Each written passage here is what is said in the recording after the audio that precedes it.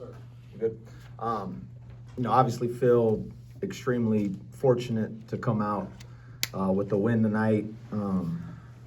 To their credit, thought they played with more force and more physicality in the first half. But to these guys' credit, thought we just kind of stayed the course. Honor got us going and got us back into that game with that stretch of shot making, and then I thought just did a great job the rest of the way of making the simple play, and he's been obviously seeing a lot of attention, putting two on the ball a lot on him, and part of his growth and his maturation through this process is trusting his teammates and just trusting that the game will open up. And I thought he did just a tremendous job of that. And then, DJ obviously made the two monster threes down the stretch and was able to get enough stops and enough rebounds. And, the play of the game, in my opinion, I don't remember exactly when it was, but it was a chaotic stretch. Maybe we were tied or maybe down one or up one. It was like super chaotic. I think maybe we turned it over, they turned it over. They missed an open transition three, and Trace and Eaglestaff had a deep corner three that really hit like the front of the rim and bounced almost to half court. And it looked like it was kind of a jailbreak play where they had like a 4-on-1, and Trayson sprinted back and Amir sprinted back and got a deflection, and then that turned into a layup on the other end for him, and thought that was just a monster play. So feel extremely fortunate to get a road win, and anytime you can win on the road in the Big 12, again, you take it how it comes. So we'll take this one and get ready for the next one. Questions for the group, please? Coach, when you have a guy score 14 in 4 minutes, do you just get out of the way? Yeah, you certainly, want to try to just continue to put them in good spots, and again, I think Honor's done a great job. They only took 3 shots in the first half. Credit to them. They made it hard on him, and, he just, again, stayed the course. And then, we've seen that one. We've seen it a time or two this year, and when the first one goes and another one goes, he has the capability, and then made some really great plays where he drove in there and got and ones as well when they really pressed up on him. Ross, can you just talk a little bit about down the stretch your decision to stick with DJ after Harlan got his 4th foul? Yeah, it was just, again, I think that's a testament to our group. And, it's been different lineup combinations, different nights. And, obviously we weren't playing great. And so you're really, as a coach, you're searching for answers within the game. And we kind of found that one lineup. It was Amir, Honor, Trey, DJ, and Chance. For a little bit, and that's the group that really got us into the game, and liked DJ's ability to space the floor a little bit more because they were putting 2 on Honor. And again, was just proud of him for he puts in a ton of work, as all these guys do. He's probably one of the highest character, mature freshmen that I've been around, him and Amir both. And again, happy for us, but you're really happy for him. Coach, in regards to their Cincinnati's 3-point defense in the first half, were they doing anything specifically that kind of threw you guys off? You guys missed your first 10 threes, but then Honor obviously hit 3 or 4 straight. What were they doing defensively to kind of run you off? I mean, they're a great defensive team. They're a top 10 defensive team in the country. I think they came in 9th in adjusted defensive efficiency, one of the best teams in the Big 12 defensively. And those guards are fast and physical, and they close good. And then when you do get a couple good looks, which I actually thought we had in the first half, like Trey had a couple, Honor had one for sure, DJ had a couple. And so of the 9, you really feel like 5 or 6 of them were ones that you got to make. And the hard part is when you're playing against good defensive teams, you can't be shocked because it's hard to get open looks. And then when you finally get one, you rush it a little bit. But these guys put a lot of work in, and if they're the right shots, you just got to trust them, and these guys got to trust them. And again, I thought in the first half we didn't do a good enough job of going and rebounding our misses. There's not a rule that just because you shoot it and it doesn't make it that you can't go rebound it. And then I thought we just had a higher sense of urgency as the game went on. DJ, down the stretch, what allows you to shine in those moments? I mean, Coach.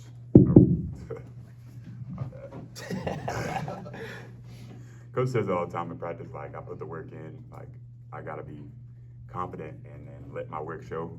So, I mean, those moments are just a testament to the work I put in, the confidence that the coaches put into me.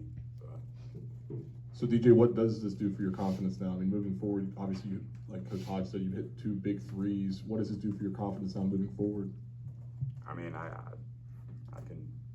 just gotta keep playing. I mean, there's not much like that I can't let much affect my confidence. Like, I gotta save and kill. Can't get too high on the good games. Can't get too low on the bad games.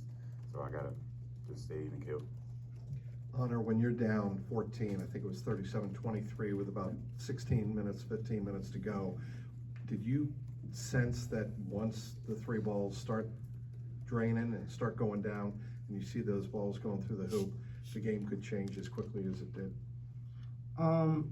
For sure. I mean, I think me and Coach talked about it just on our walk over here. I think I did a better job today of just kind of letting the game come to me. I think sometimes this season is in particular, like, there's times where I try to force it, or like I try to make the one play that I feel like is a 16-point play if I make the 3-pointer, but that's not the case, you know what I'm saying? So to be able to chip away at it and see some go through the basket, it just opens up my game and then the rest of the team, like, for allows DJ to get going and Trey to get going. Like, I think that's the biggest thing that can do, not just for me. And Coach, I believe you guys also rallied at your place, came back and won. What do you see as similarities or differences between those 2 games?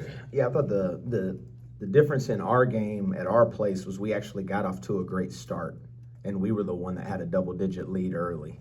I think maybe we were up 10 or 12, maybe up 4 or 5, 6 at the half, up 10 halfway through, and then they went on a run, and we were able to kind of, in the last 4 minutes, we got down a couple buckets, but we were able to fight back. And for us, it always is going to start on the defensive end of the floor, and can you defend and can you rebound? And we've I feel like we've even in the last couple games we've gotten some good looks offensively, and we're struggling a little bit on that end of the floor.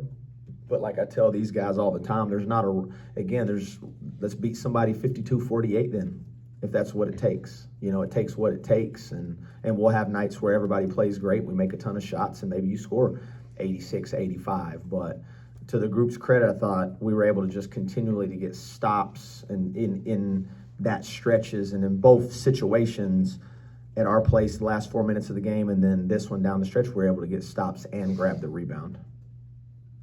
Honor, in the grand scheme of things, how important was tonight's result? I mean, we always look, this was the most important game because the coach always said this was our next game. So in the grand scheme of things, that's what the grand scheme was, winning tonight. And I think being able to do that gives us a little bit of momentum to be able to go back home and take care of business there. So that we don't try to look ahead. We don't try to look at, the outside noise or what can happen if you lose this game or win this game. So we just got to take care of every game that comes on our schedule, and we were able to take care of this one gracefully, and we'll get back to it on, we play Sunday? Sunday. Yeah, we'll get back to it Sunday. Coach, I know whenever, whether it be press conferences, post-game, or during the week, you've talked about slow starts and adjusting to that. How did you think your team adjusted to that in the second half, especially whenever Honor kind of caught fire there? Well, I don't know if either half we adjusted very well to the starts.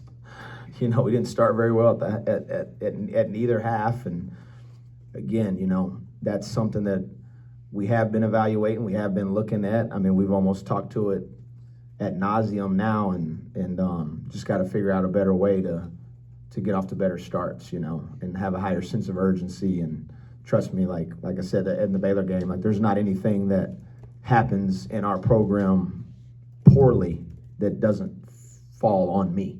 So I've got to do a better job of figuring out ways to get us off to better starts. And then the players, which they do, they have to be accountable for when you have opportunities in those segments. You got to make the play too.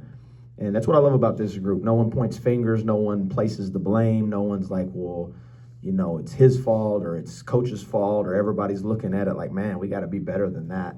I thought it was a good response. And it certainly helps when you get some shots to go down, and then you do get a little invigorated, and those were monster shots, and we needed them. Last question. And then talk about the defensive play of Amir and Jasper going up against Jizzle. I mean, obviously he had 10 in the first half, and then he finished with 18. Just talk about the two of them and what they did well to kind of slow him down in the second half. Yeah, honestly, I'm glad you asked because that's what I told the team. I thought the game changed on Amir's defensive activity and his ball pressure during that stretch, and it was awesome to see. That was the best defensive game that Amir has played since he's been in a Mountaineer uniform, and along with his shot making, I thought his point of attack defense, the effort, the activity, getting deflections, getting long rebounds during that course is what changed the game. And like I said, I thought it was the play of the game was Honor sprinting back and getting a deflection. And again, just talks about his maturity too, and the better he gets defensively, the better we'll get defensively because your point of attack defense is so important. Jasper's experienced at it, and he's probably one of the best on-ball defenders in our league and in the country. And Amir's a great learner and listener, and he kind of picked up that slack in the second half, and he was tremendous. Thanks, everyone. Thank y'all. Y'all be safe.